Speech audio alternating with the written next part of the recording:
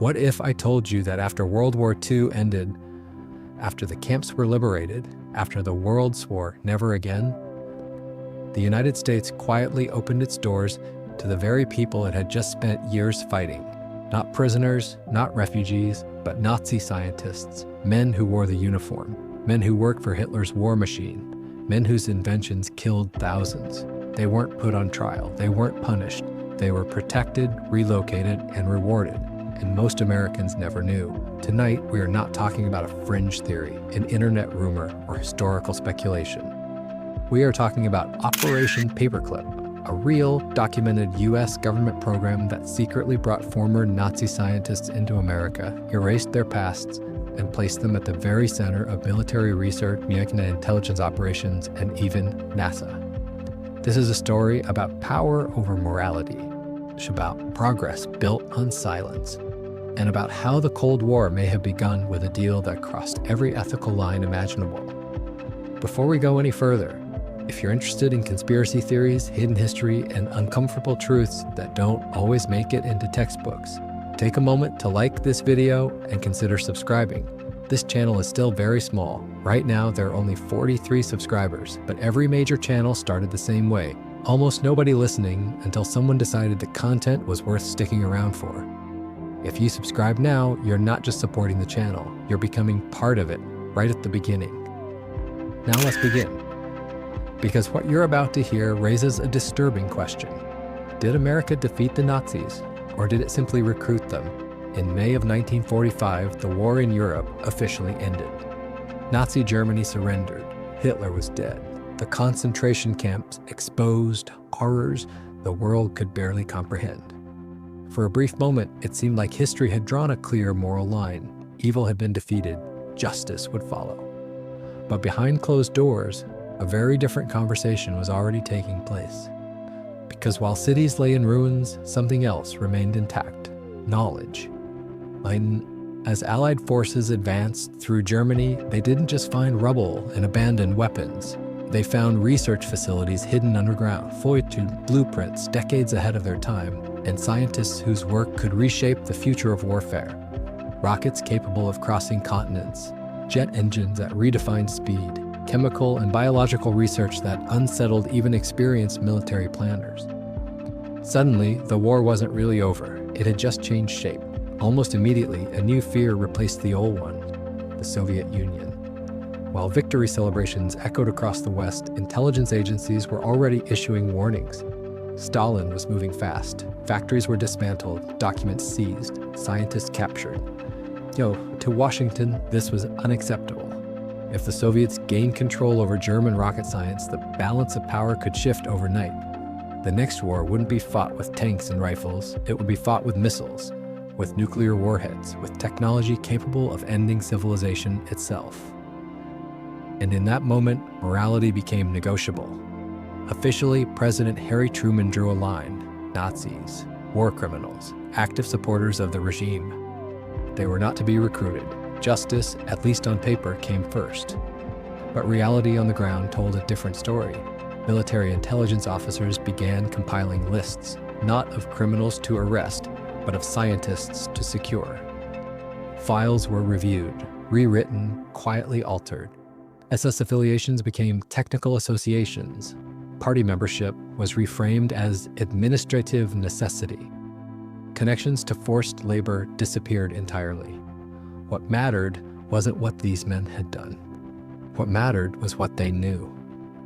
This was the true birth of Operation Paperclip. The name sounds harmless, almost boring: Operation Paperclip. But it carries a disturbing meaning. Paperclips were literally used to attach new, sanitized biographies to original personnel files. The original documents detailing Nazi Party membership, SS rank, and involvement with concentration camps were buried, ignored, or reclassified. In some cases, intelligence officers openly admitted they were violating direct presidential orders. No one stopped them, because this was no longer a rogue operation, it had become policy. By late 1945, German scientists were being transported to the United States. Not in chains, not as prisoners of war, but as guests. They were housed at military bases, given laboratories, paid salaries, Some even brought their families. And while the American public believed justice had prevailed, the truth was far more unsettling. Former enemies were now embedded at the very heart of America's defense system. To understand the weight of this decision, you have to strip away the clean lab coats and polished American resumes. You have to look at who these men really were. They were not neutral academics. They were not reluctant participants. Many were deeply embedded in the Nazi system, members of the Nazi Party, officers in the SS, direct contributors to Hitler's war machine. This wasn't coincidence. In Nazi Germany, advanced research was tightly controlled by the regime. To rise within that system, cooperation wasn't optional, and many didn't just comply. They thrived. Take the V2 rocket program, often celebrated as a technological milestone, rarely discussed for how it was built. At facilities like Mittelwerk, rockets were assembled underground using prisoners from the Dora Mittelbau concentration camp. Men worked in darkness, starved, beaten, executed for slowing down. More people died building the V2 rockets than were killed by them in combat. And the scientists knew. They visited the facilities. They inspected production lines. This wasn't ignorance, it was participation. The same pattern appears in Nazi medical research, hypothermia experiments, high-altitude testing, chemical exposure trials, conducted without consent, without anesthesia, without regard for survival. After the war, the United States publicly rejected this data as unethical. Privately, intelligence agencies recognized its military value. And that raises a chilling question. If the data was too immoral to acknowledge publicly, why was it valuable enough to preserve? This contradiction is embodied in one man, Wernher von Braun. Before NASA, before the moon landing, von Braun was the technical director of Hitler's rocket program, a member of the Nazi Party, an SS officer. His rockets terrorized civilian populations. When production moved underground, it relied on concentration camp labor. After the war, he did not stand trial. He surrendered to the Americans, and within months, he was in the United States.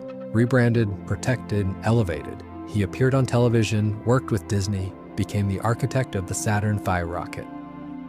In 1969, that rocket put humans on the moon, a triumph, built on silence, because while von Braun was celebrated, the victims beneath his rockets were erased. The prisoners, the forced laborers, the forgotten dead. They had no files rewritten, no biographies cleaned, survivors testified, they were ignored, investigations were halted, extradition requests denied, justice was postponed indefinitely. And this mindset didn't stop with rocketry. It echoed through post-war American research. Unethical experiments, psychological manipulation, programs like MK Ultra, different names, different flags, same logic.